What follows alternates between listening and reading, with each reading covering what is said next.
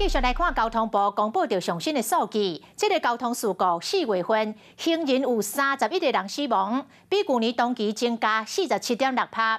虽然交通部伫3月底才宣布加重罚款，只要汽机车无让行人，属悬着罚款3600块，但是并无因为安尼降低着事故的件数。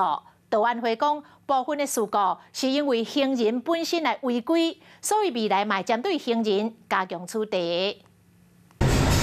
青白山查某囡仔倒边甲正边看咧，掠准无车，直接行过斑马线，后壁查某人嘛对伊行，要过明明就是红灯，行到一半就互警方甲炸落来。道路有设置行人穿越专用按钮时，应主动开启快速通过。等去到事发的路口边有设置行人穿越号志开关，要过真侪民众拢无看到。这按钮唔知呢，没知道。按钮在哪里？你知道吗？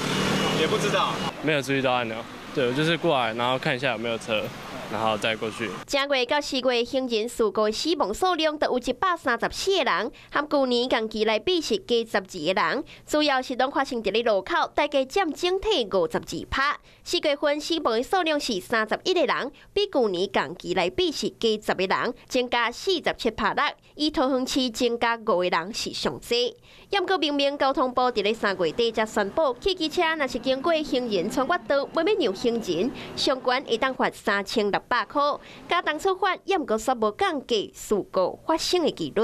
汽机车驾驶人手造成是还是占多数，不过我们也看到，行人未依标志、标线、号志或手势指挥穿越道路这样一个违规行为，也是占一定的比例。过马路进前，目睭就爱背负大累。今年正月到4月，道路交通事故就有超过13万件，1039个人死亡，比去年同期加6.3%，创下这6年来同期上济纪录。常见的行人违规包含着不依照红绿灯的指示就随意穿过斑马线，还有像是我这样子一边滑手机一边低头过马路。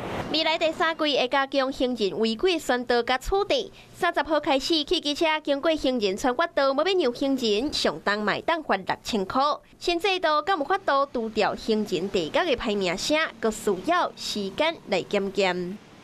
嗨，我是庄宇杰，想要看到更多的新闻内容吗？赶快订阅华视新闻的 YouTube 频道，并且开启小铃铛，跟着宇杰一起看新闻吧。